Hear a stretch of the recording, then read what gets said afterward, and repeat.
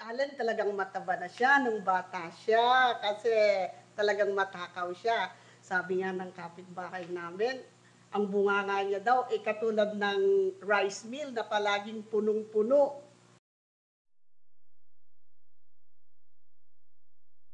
Si Joyce, mabait na bata, maganda, matulungin, mapagmahal sa amin na tiyahin niya.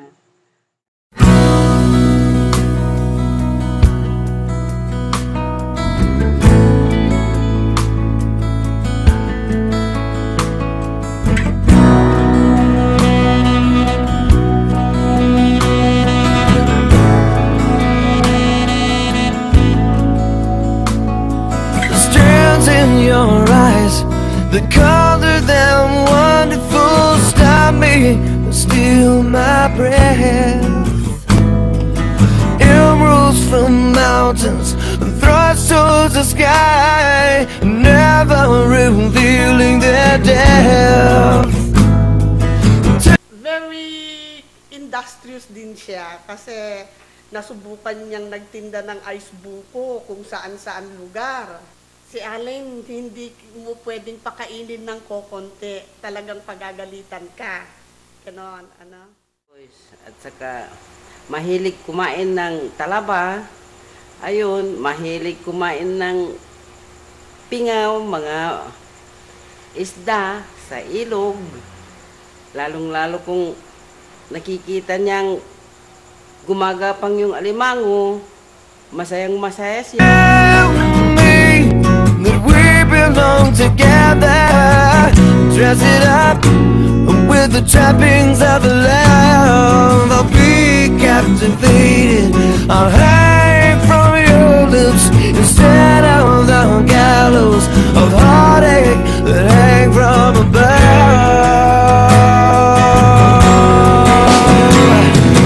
I'll be your crying shoulder, I'll be love suicide. I'll be better when I'm older.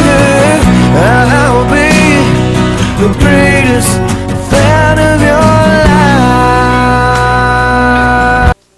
And ano, mahilig din yan talagang magdilihensya. Kasi during summertime, nagtitinda yan ng halo-halo sa mga kapatid niya. Instead na libre, pinapabayaran siya. One time nga yung pinsan niya nandoon sa bahay. Sabi niya, mabuti pa doon.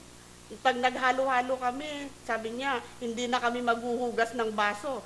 Yung tinda ni Manong Allen, sabi nila, maghahalo-halo ka, babayaran mo na, maghuhugas ka pa ng baso. Kaya marunong talaga siyang magnegosyo. Makulit yan na bata kasi mahilig siyang manggigil sa baby. Yung first baby ko, si Jerry Lee, pa, naalala ko, kinagat niya noon dito sa pisngi. Sa panggigigil. Tsaka, minsan niya, yun yung nung sumama sa amin minsan sa bahay, sa paglalaro niya, at sa kabigatan niya din siguro, nawasak yung kama namin.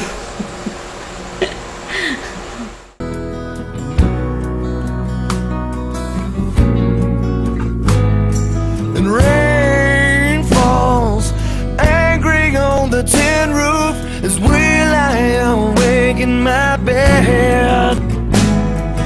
You're my survival, you're my living proof. My love is alive and not dead. And tell me that we belong together, and dress it up with the trappings of love. I'll be captivated, I'll hang from your lips instead of the gallows of heartache that hang from above.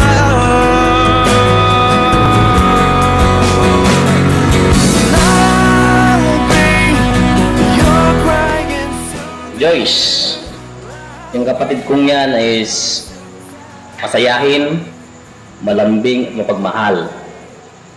Lagi siyang nandyan sa iyo especially sa lahat ng oras. Kahit na during may problema, palagi kang nandyan. Hindi ka niya iiwan.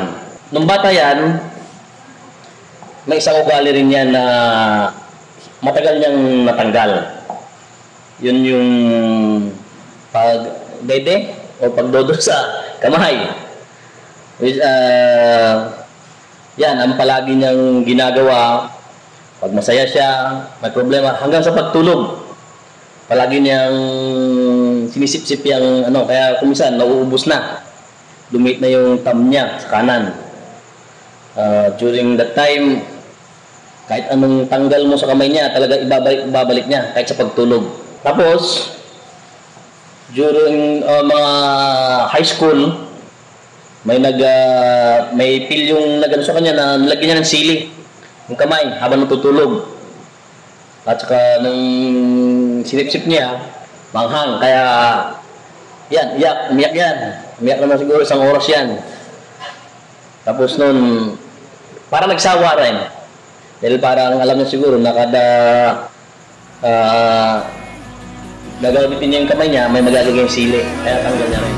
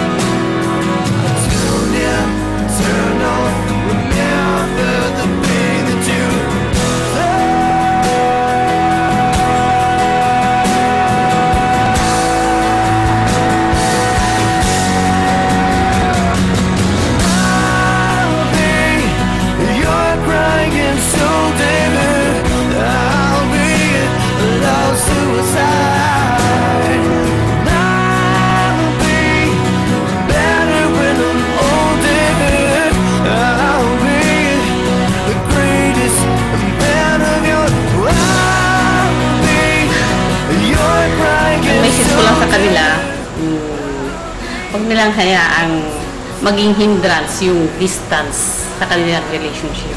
Kasi mahirap sa mag-asawa yung nagkakahiwalay ng matagal. At saka panatilihin lang nilang simple ang kanilang buhay. Alan and Joyce, congratulations and best wishes. May you have a very, very happy family. May you have a very good health. And please always call on God. I love you. Okay, sa inyong dalawa naman ni Allen, good luck sa inyong pagsasama. Sana lahat ng problema masolve nyo. At kung may mga darating pang problema sa inyo, daan nyo lang sa pag-uusap. Kasi kahit anong tindi ng problema, maayos rin yan kung talagang uusap kayo na masinsinan. Sana wag lang padalos-dalos at palagi sana kayong maging masaya.